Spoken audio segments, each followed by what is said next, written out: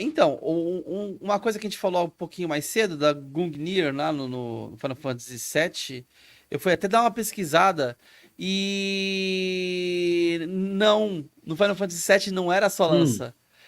Ele usava Gungnir quando ele não pode dar Zantetsuken. Quando ele podia dar Zantetsuken, ele aparecia com é uma espada. a espada, entendeu? Hum, E a espada geralmente é a Masamune, né?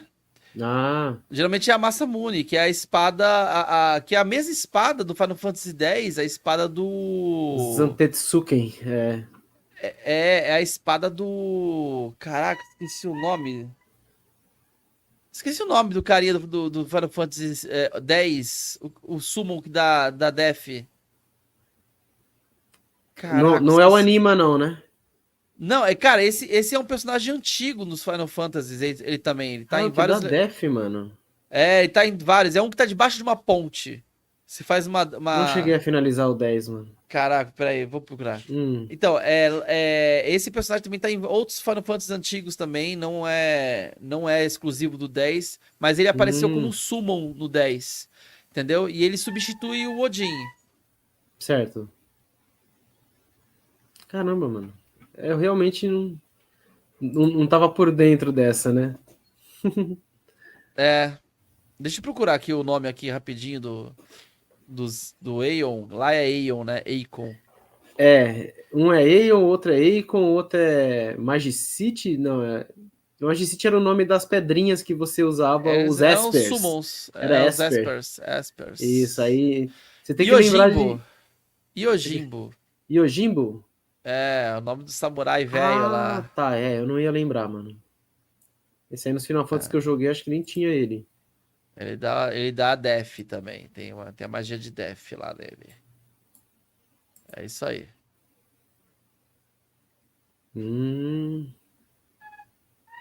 É engraçado que um item que eu conhecia bastante quando eu jogava Ragnarok Online é um item que o Odin usa. E, na verdade, o cavalo dele, né, que usa a Sleipnir, e aquelas botas de super rápidas, né? Né? O, Sleipnir. esse Final Fantasy, ele de começo, ele acaba parecendo um jogo até um pouquinho, como é que eu posso falar? Ele é muito cinematográfico, né? Ele segue uma linha e tudo mais. Mas quando Hum. ele realmente começa a abrir pra Ah, não. história e tudo mais, side quests, tem algumas side quests que começam a aparecer e tu fica assim, nossa, mas side quest besta, servir as pessoas numa mesa. É. E você começa a pensar assim, né? Cara, tem uma side quest que fica assim, tipo, e você não entende de cara o porquê da side quest, né? Mas essas side quests, elas têm um objetivo. Você começa a perceber com o tempo que o objetivo delas é mostrar o mundo. Mostrar, às vezes, uma evolução Hum. de uma área, como é que uma área lidou com certos problemas, como é que uma área lidou com certos outros problemas, como se fossem países mesmos lidando com seus problemas internos, entendeu? E resolvendo eles.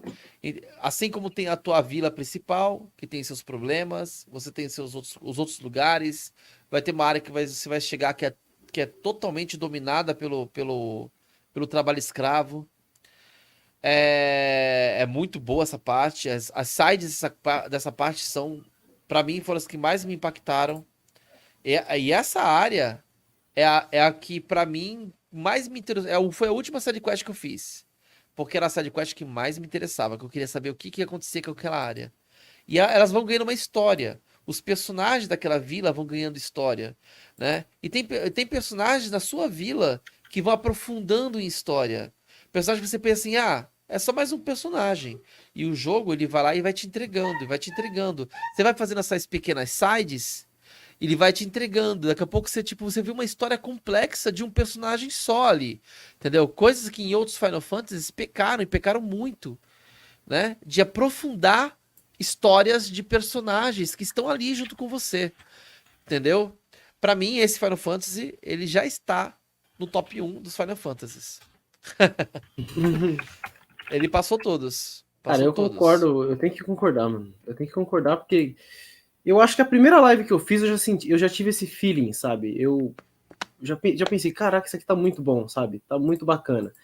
E aí, eu posso, tipo assim, você tá jogando, você falava algumas coisas sem spoiler, né, pra mim, e já me dava um hype, né? E aí tem outros colegas meus que também estão jogando e falavam a mesma pegada, falavam, mano, o jogo não piora, ele só melhora.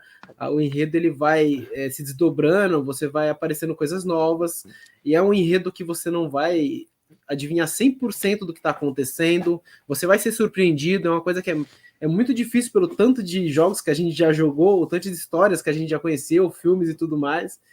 Então, ainda assim, está sendo um enredo que ele está surpreendendo.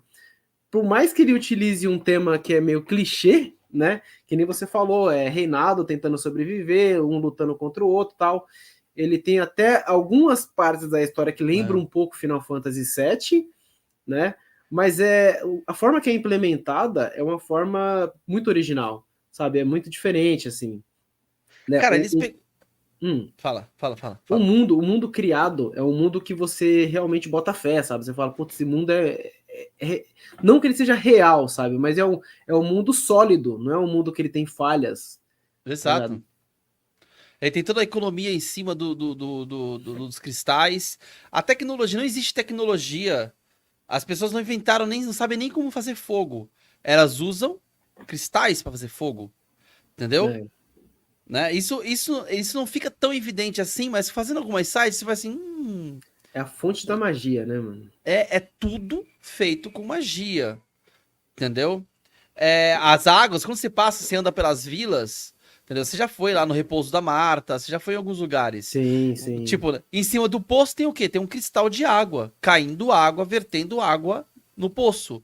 Eles não cavaram um poço até a água, entendeu? Eles têm um cristal de água ali.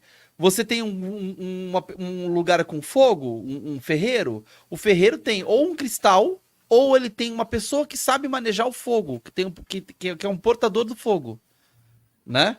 Porque os portadores, eles são os escravos, né? Então eles são ferramentas, Isso. entendeu? Então você vai ter ou um ou outro, né?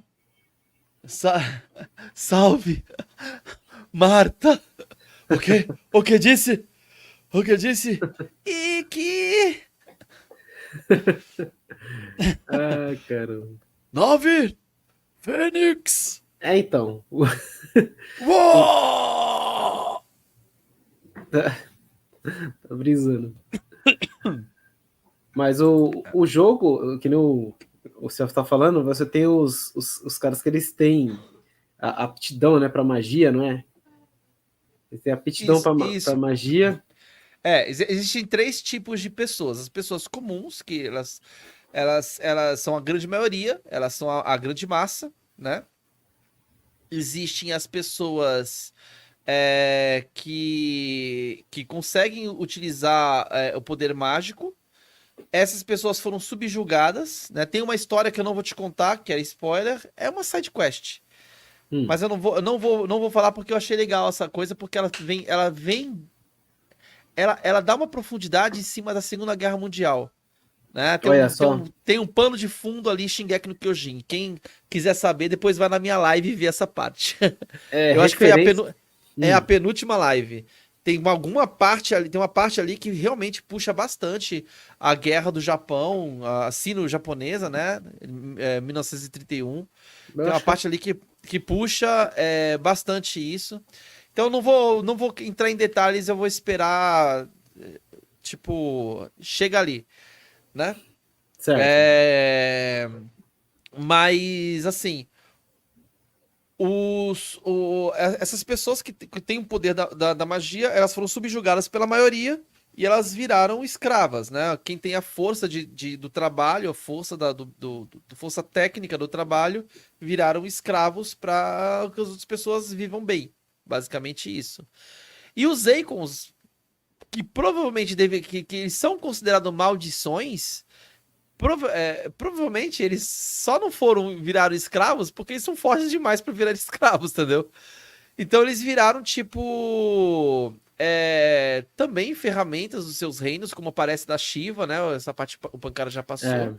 A sim. Shiva é uma ferramenta, Ah, ela é utilizada pelo pessoal. o próprio protagonista, ele vira uma ferramenta, né? Ele só vira uma ferramenta porque descobrem do É, poder dele.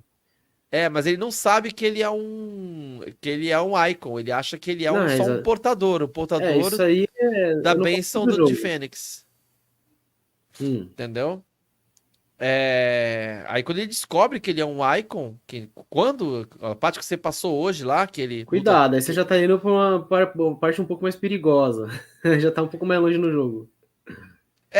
A gente já falou algumas coisas mais pra frente, né? É, Mas tudo então. bem.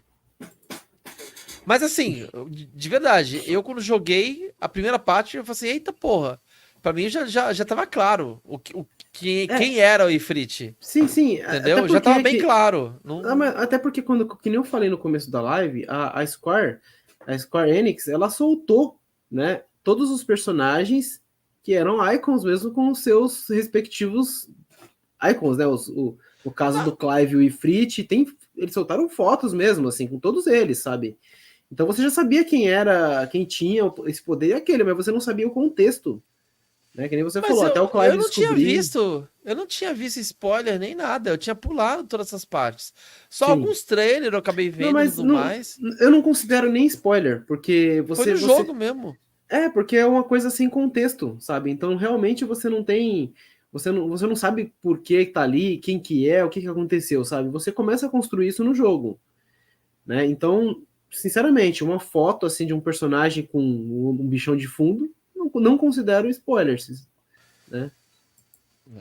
E uma coisa que eu achei legal que eles fizeram, uma coisa que eu acho que é muito legal nesse jogo é que ele teve, eles fizeram algum estudo ali, algum, sabe, qual é o melhor momento de colocar uma side quest assim, sabe? Qual é o melhor momento de colocar um outro conteúdo assado, entendeu? Porque assim, você vê que é muito combado, sabe? Tipo, você faz uma side quest, aí a side quest te revolta. Aí a própria side quest vai lá e ela te acalma. Ela te coloca. Por exemplo, teve uma side quest que eu fiz em que você acaba sabendo um monte de coisa que fizeram naquele lugar ali, no orfanato ali com as crianças, e tu fica assim, caralho, puta. Você fica muito puto. E aí vem uma sequência de inimigos que não precisava nem aparecer aquela sequência de inimigos, mas ele aparece ali pra você socar alguma coisa. Sabe? Você não tem mais o que socar, porque a história aconteceu há muito tempo atrás. Entendeu? É só pra você socar, tipo, você vai socar alguma coisa ali. Entendeu? Vai descarregar aquela raiva que você sentiu, aquele ódio que você sentiu naquela história em alguma coisa.